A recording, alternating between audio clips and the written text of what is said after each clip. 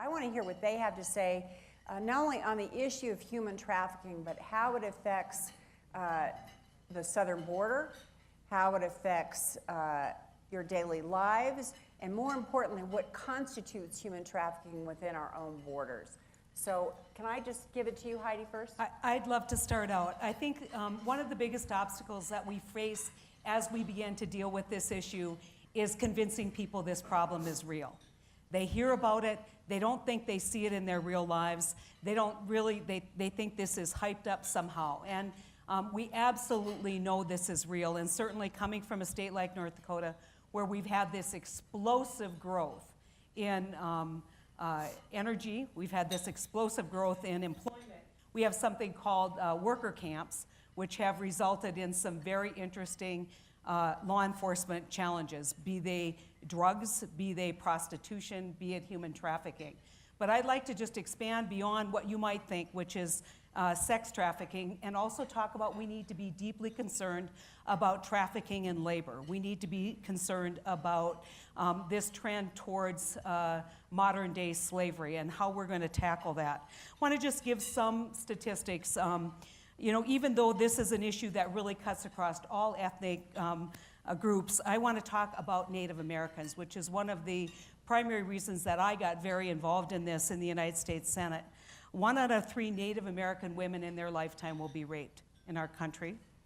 64% will suffer physical assault, and Native American women suffer homicide or are homicide victims 10 times higher than any other group in the country.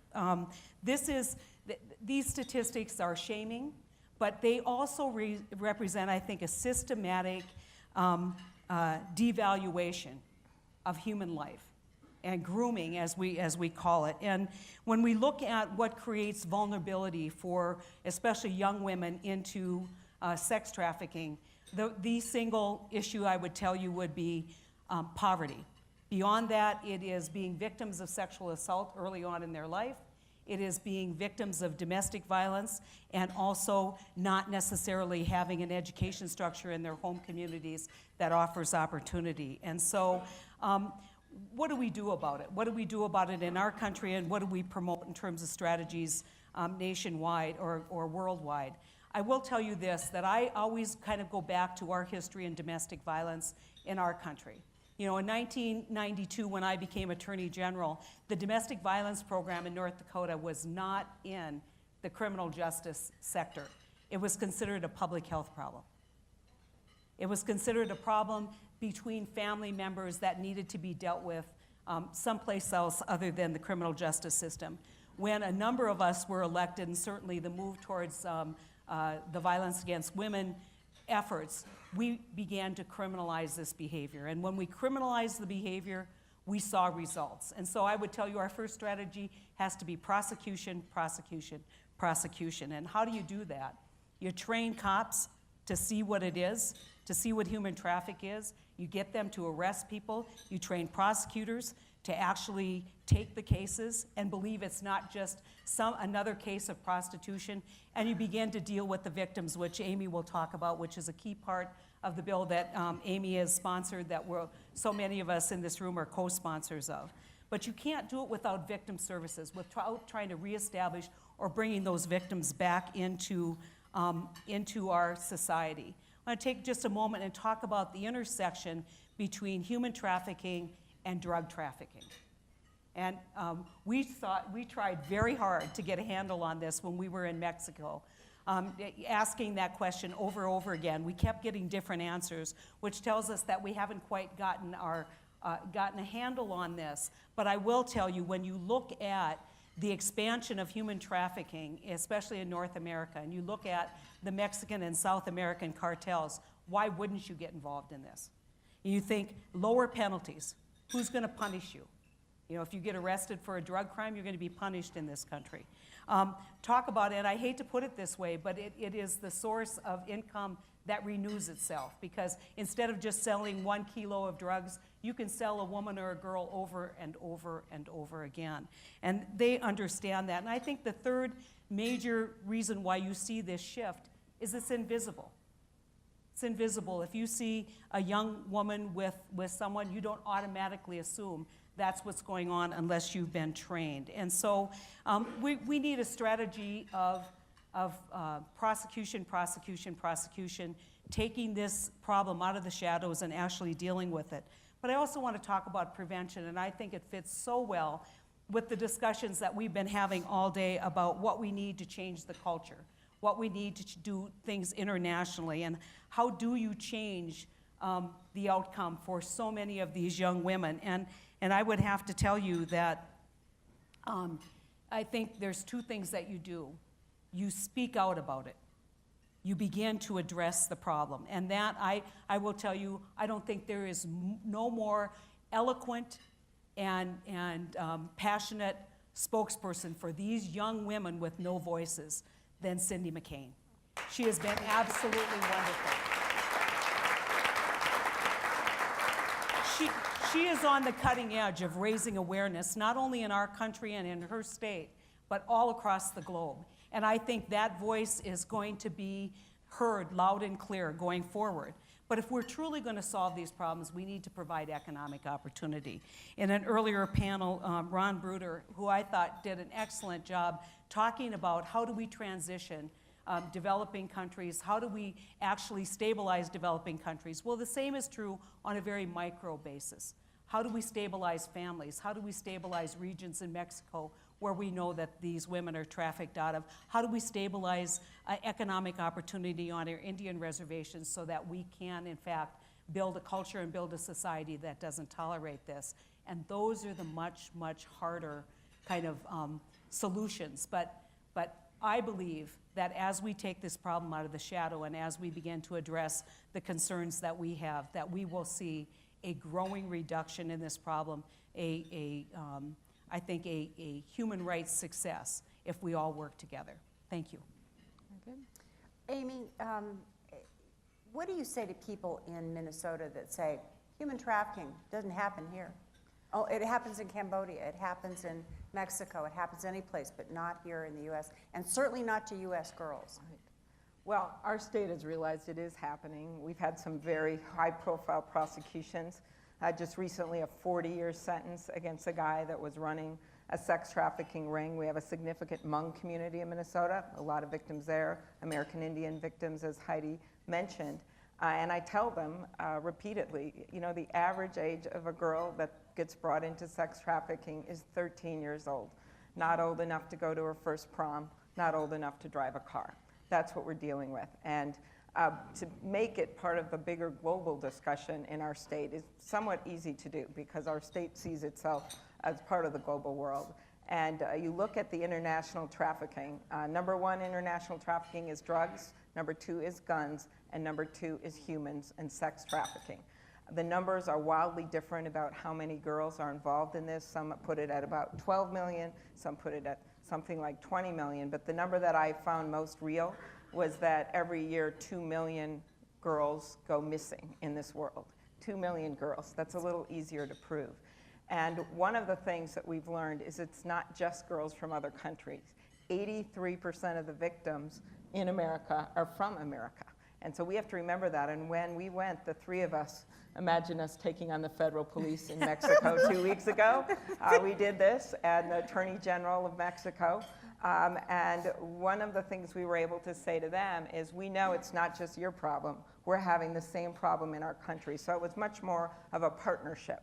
And they're very proud of the fact that they're starting to up their efforts, that they've passed laws that prosecutions in Atlanta and New York involved girls from Mexico, and they supplied the intelligence that allowed those prosecutions to go forward. So I see this beyond the borders of our state and our country, where we do need to fix our laws, and Senator Cornyn and I have introduced this safe harbor law to turn the tables and make sure that kids under 18 that are victims are not end up in jail, that they actually are given help and they then go on to testify against the Johns and against the pimps.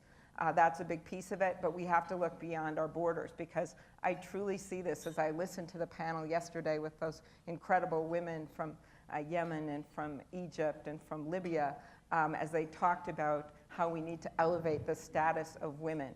And I heard today about this yearning from so many people having a little bit more of a moral purpose in our foreign policy. And I see this cause as a major way to do that, because I think it was Mark Twain that said, what would men be without women? Scarcer, mighty scarce. And when you hear Senator McCain just visited Moldova, and he said when he was there just a few weeks ago, where are all the young women? And the government officials, he can tell you this himself, said, well, a lot of them have been sold. They've been trafficked because our country is so poor, and this is how their families get money. And this was the kind of thing that we heard in Mexico time and time again, of these pimps with their fancy cars, just as you would imagine in America, with their mansions, going into these villages and saying to the parents, hey, I'll give her a better life. And so many times, including in the Mideast, this happens where girls and families are told, oh, go work at this hotel in Malaysia, and you can wash dishes for 2 months and bring the money back. And they end up in sex trafficking, and they end up raped by a gang, and then end up selling themselves for sex for years. That's what's happening right now in this world. And so as we look for this moral purpose to foreign policy, we know that when we raise the status of girls and women in these countries, when they can go to school and when they have economic purpose, that these countries do better, and that their economies do better, and our economy does better. And so I really see this as a guiding light where we can partner with these other countries, because one of the things we learned in Mexico was that they don't like this. They're embarrassed by this. They want to take care of this. And they don't like this kind of violence against girls and women. So I think we need to, and we're starting to. With the Merida initiative in Mexico, we're starting to train some of their prosecutors and their police, but we can really up the ante on this in other countries, and I think it could be a positive force, and a positive force for our country.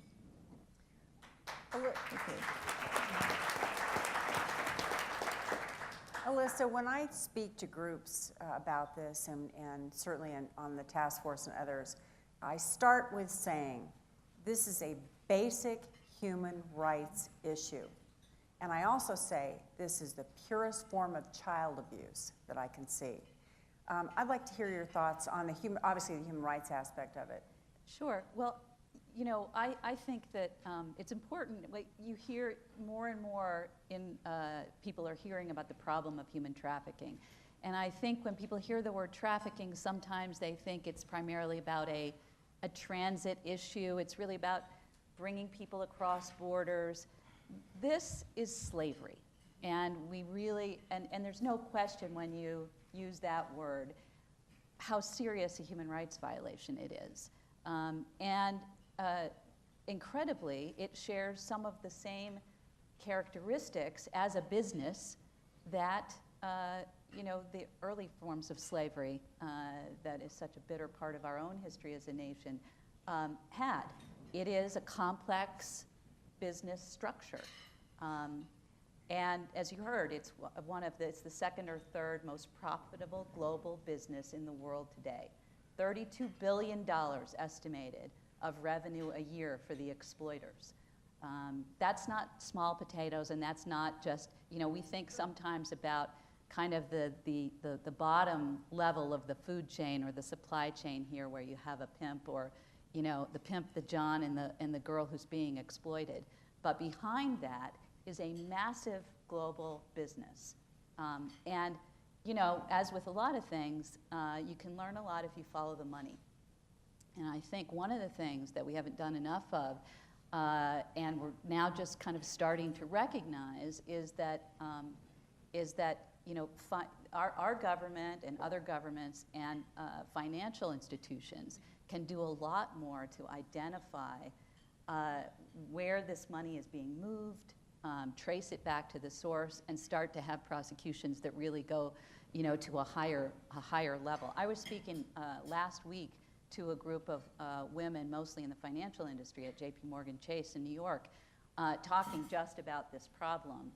The Manhattan DA, a couple of years ago, I think now, has launched a program to train financial institutions in the same way that financial institutions look at, for money laundering and drug trafficking and weapons trafficking and for sanctions.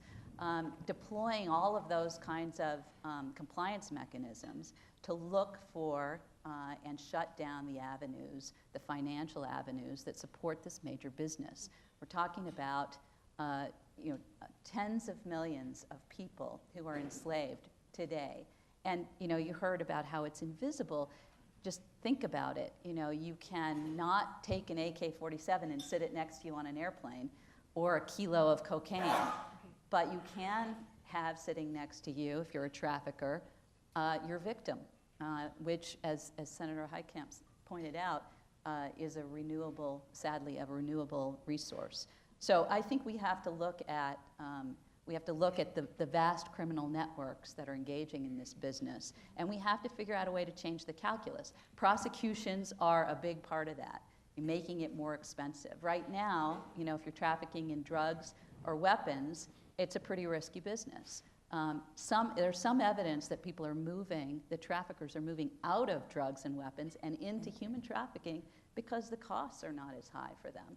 And that is really chilling. We have to do something about that. That's why I think it's so important that here we are at the McCain Institute talking about this, because this is an issue that cries out for American leadership.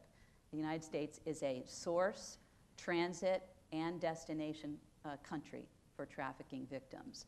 We have slaves in the state, in our country, in all of your states and cities. And we need to both educate people about that, expose it, and figure out a way to crack down on it.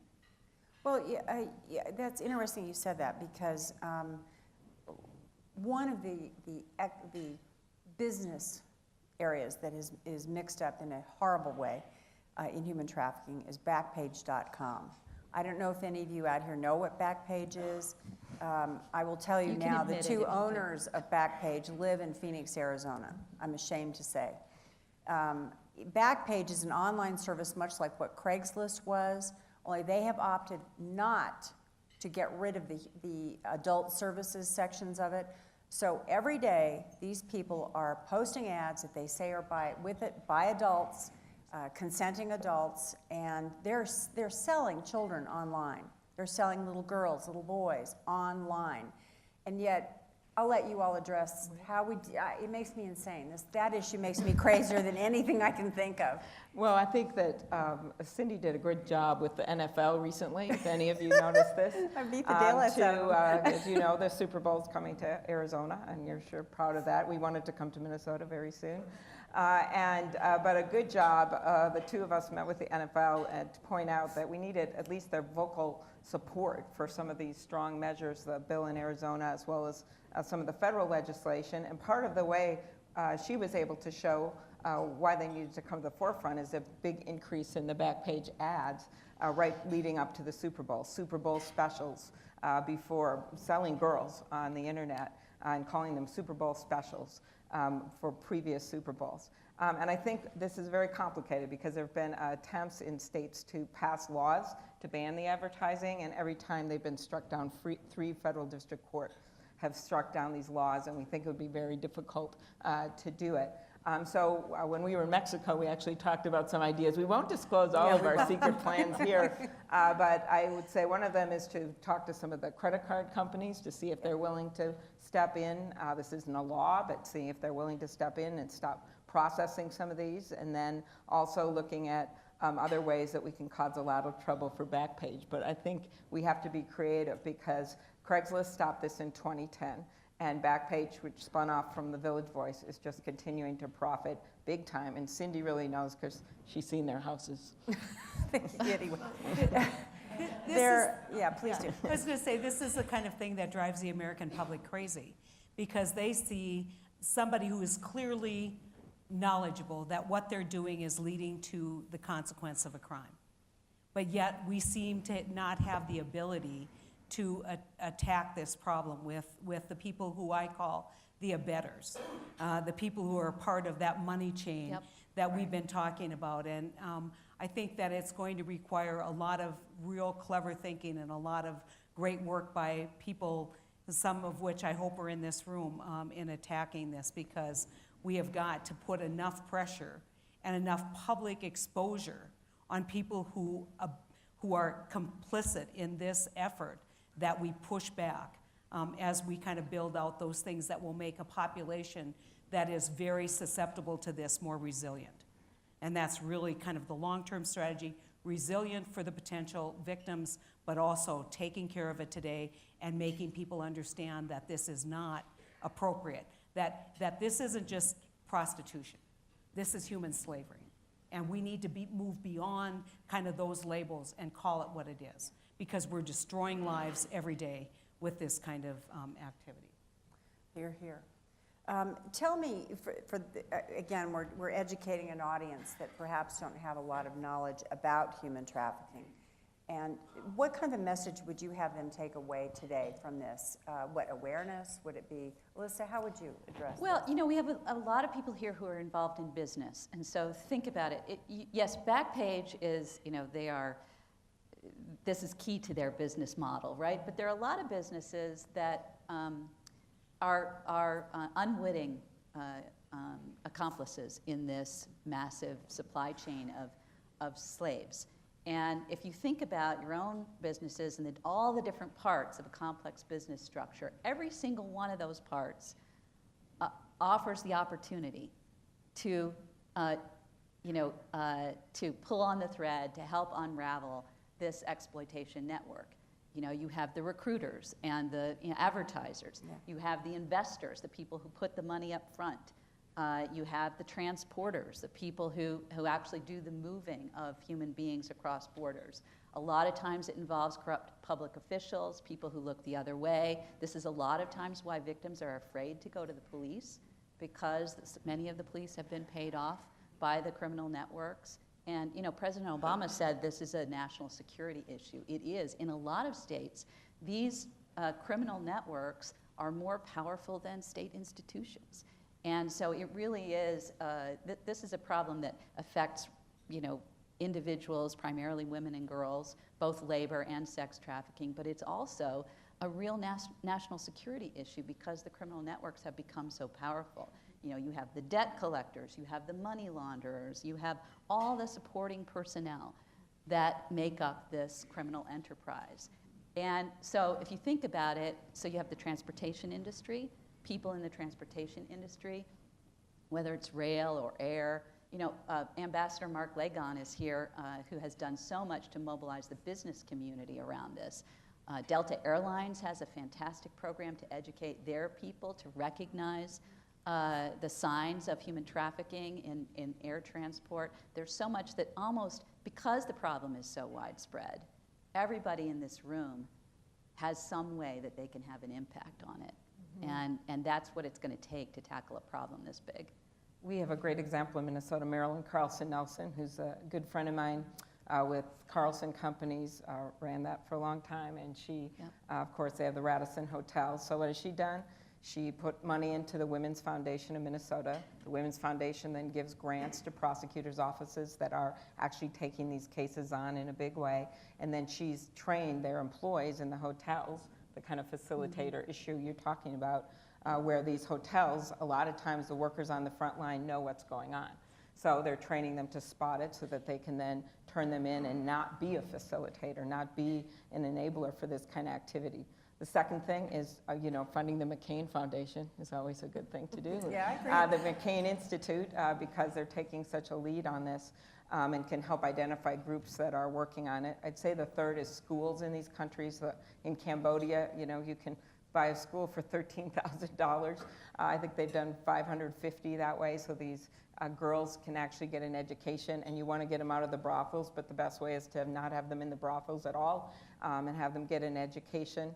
Microcredit, all those kinds of groups. There's just all of those kinds of economic purposes and economic focus, I think, helps to prevent this from happening. But the first thing we all have to do is admit it's happening. And there's this, Nick Kristof and his wife wrote that book, Half the Sky, which is the title is based on a Chinese proverb that women hold up half the sky. And it's a beautiful book, but in that book, they try to think of a historical reference to this sex trafficking issue. And they say that you can't really compare it to the civil rights movement, because that was more about America. And you can't really compare it to the environmental movement and Silent Spring, because that was, again, more about America. And they actually went back to the 1780s and the end of slavery with Great Britain, and the work that Wilberforce did, and the way that Great Britain stood up to the world, and it cost their economy, and they were willing to take on this issue because it had such moral purpose.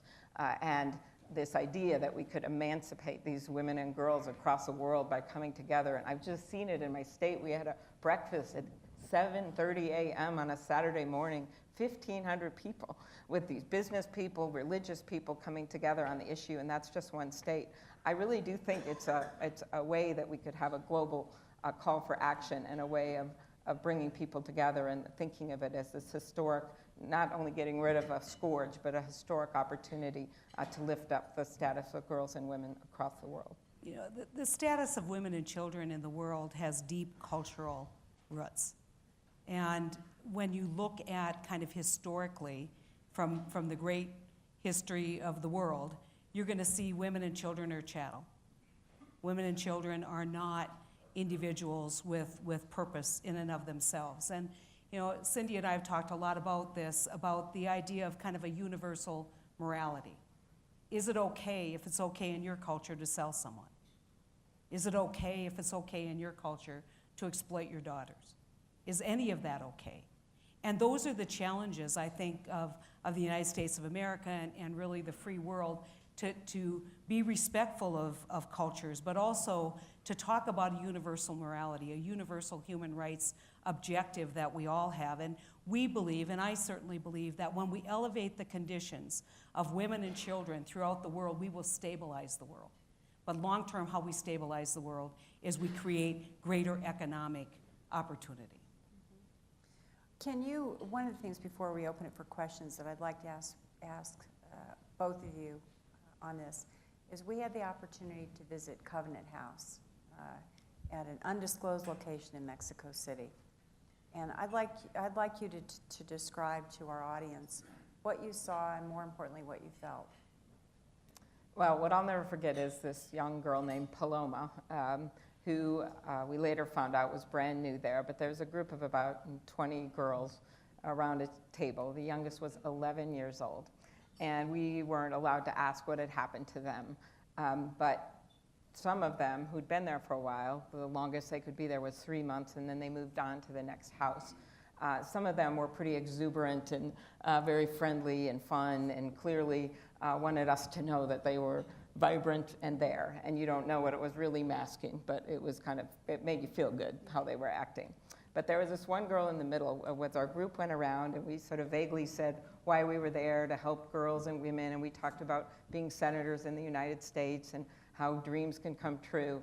This one of the people in our group said one line where he said, well, I prosecute the bad guys.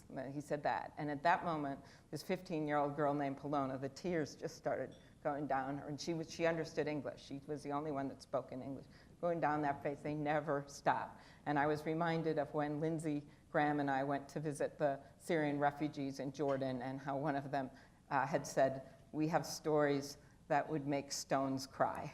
And you never knew what had happened to her, but you know it was so bad.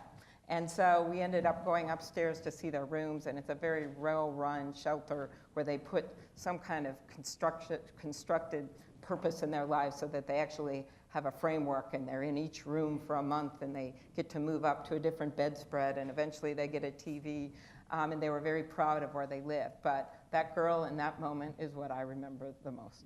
I think when you looked around the table and you looked at all these beautiful, beautiful young girls, you wondered, why did people throw them away? Why do we live in a world where children live on the street and are subject to any number of abuses? And I have to tell you, beyond what Amy's talking about in terms of how the wonderful work that's being done there, when we got up to leave, about half of them said, take us with you. Mm-hmm. Take us with you. And I thought, I'm going to take you with me, not physically, but I'm never going to forget your faces. And that's really, when it comes right down to it, in order to mobilize on this issue, we need to feel it in a human and emotional level, because that's what it is. These aren't those kids or somebody else's kids. These are our kids. Every kid in this world should be our kids, and they all should be given opportunity. and when you see a group of 20-some young girls who somebody threw away, you just can't but think that there is something deeply wrong in the world. Thank you. Elisa, I see you writing furiously. You know, I'm just thinking about, there is something, if you look very closely at this panel, that's missing. And Very closely. I do think that, there are several parts of this problem that we've talked about. One is the victims and the importance of making sure that they're treated as victims and not as criminals. And a lot of times when you hear about prosecutions, the way that used to work is you go and round up the girls who are the victims and, put them in jail and, you've done your job. So there's a big piece of that, and that's why the legislation is so important that you all have been working on. There's the demand side of all of this, which really, if you think about whether it's the Super Bowl, whether it's in, the western part of North Dakota where the fracking industry has gotten really big, and you have these man camps that have men who have money and not a lot to do with it there, where there's a magnet of demand and it causes all kinds of problems, that it's really, really important for men to be speaking out about this, both for the cultural part of the transformation about treating women and children with dignity and respect and value, but really a lot of it has to do with speaking, peer to peer, men to men, both about demand and about the corporate structures that support this. So that would be another thing that I would want folks to take away from today. We're talking in Arizona prior to the build-up about an ad campaign that's Real Men Don't Buy Girls. Oh. So, and there's some wonderful men in Phoenix and around the state that are stepping up to the table, I am happy to say, but we need more.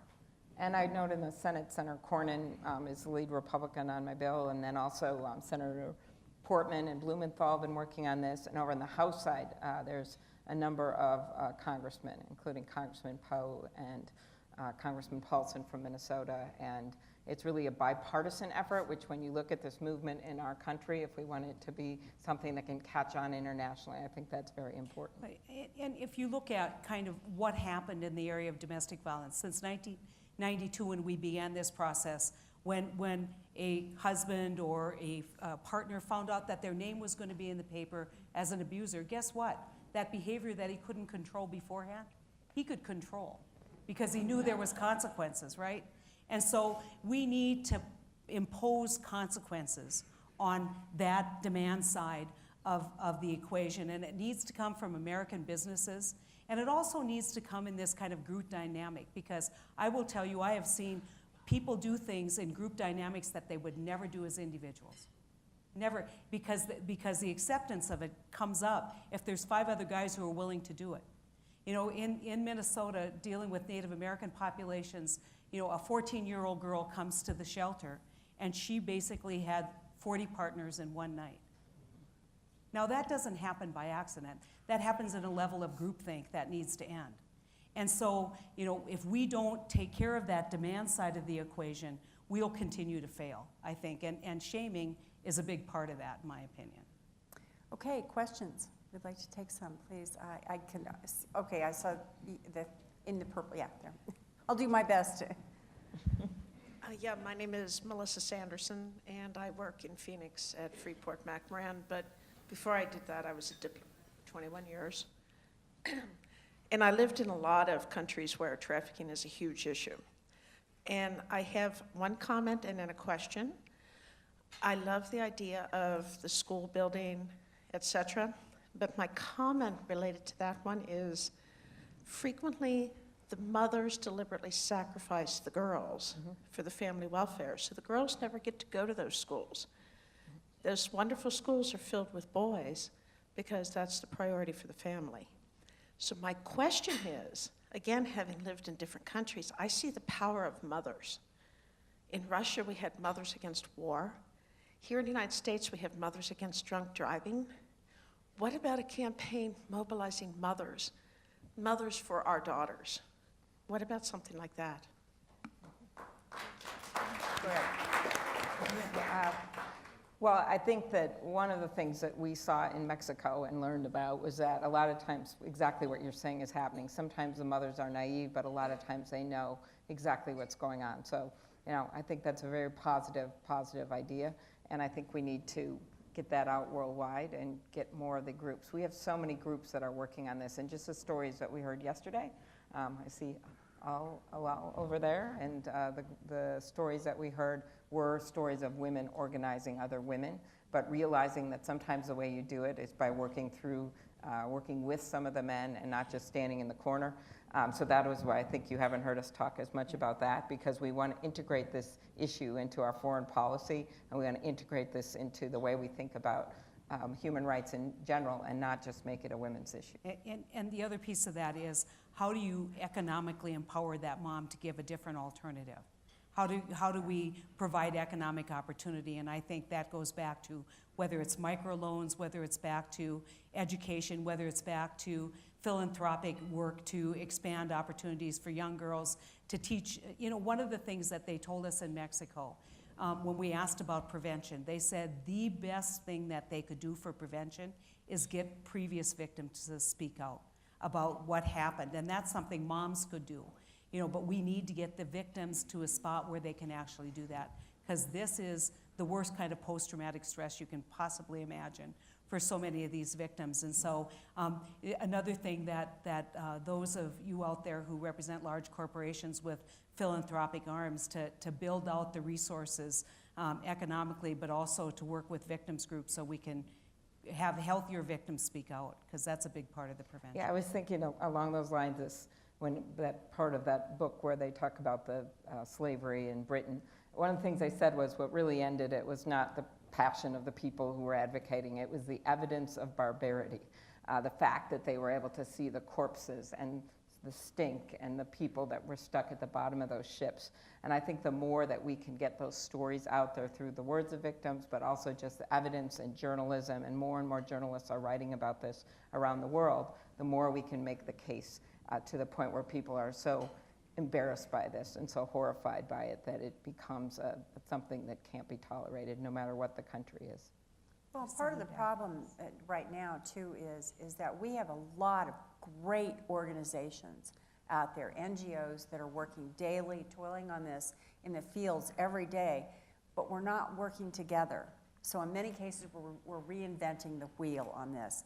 So hopefully, as this effort grows and corporations get involved and other people do, we'll eliminate some of this double teaming stuff and be able to work together, consistently and in a fashion that will help. Yeah, the same is true in the federal government. We're going to push for a better coordinated effort rather than State Department, Homeland Security, Department of Justice. We need to get those guys all on the same page. And I know the administration seems to be moving in that direction, but turf wars aren't particularly productive when you have a lot of work to do. Okay, question? In the back, the gentleman with your...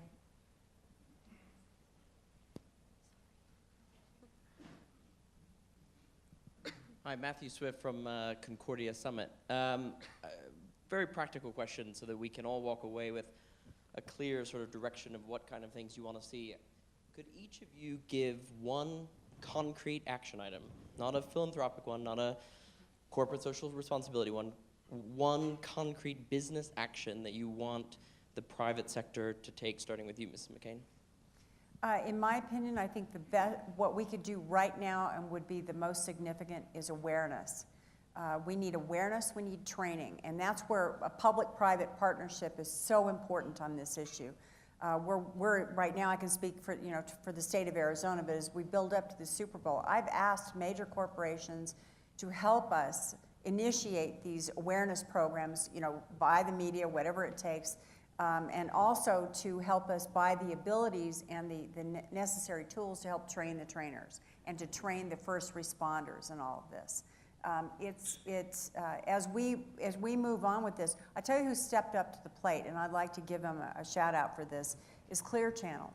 They bought may get the number wrong, 50-some electronic billboards in Arizona that are running for an entire year through the Super Bowl with that ad on it. It either has an 800 number or it has some brief clip of a message that's going to help these kids that they might be able to text or write or do something. That's what I call a great, that's what we need, that kind of stuff. Yeah, I'd probably say something that's a little controversial. All of you employ people who buy women and girls. You know, you don't let your employees drive drunk. There's consequences for that. If they're arrested, there's consequences. We need to get beyond that this is just something that's always happened, the world's oldest profession, right? We need to get beyond that, and you need to create a corporate culture within your own organizations with your employees saying this isn't acceptable. This is not acceptable behavior, and if you're arrested doing this, there will be consequences in the workplace, because those consequences actually matter. I think that kind of example of speaking out, it makes the most difference, especially men speaking out on this issue. And speaking out can mean speaking out with money too, and funds to help these victims. We don't have enough shelters for them. We know that they can turn their lives around if they can get out of that life and get away from the pimps, and that there are things we can do right here in this country. Helping us to speak out against Backpage would be really great, because I'm convinced we're not going to be able to do this with First Amendment concerns legislatively.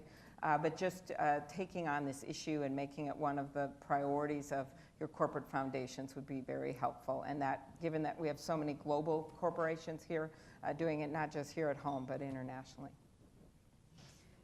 I only get one. Because partly it depends on, for the corporate sector, what kind. You know, if you're involved in manufacturing, then your absolute top priority has to be to look at your supply chain and make sure that there's no taint of forced labor, slave labor down through your supply chain. And there's lots of best practices out there you can talk to Ambassador Legon about the business roundtable on prevention of human trafficking. If you're in the financial sector, you know, you can get I can give you this white paper on how to identify dirty money that's involved in the trafficking networks, and how you can institute best practices to make sure that you're not inadvertently complicit in that.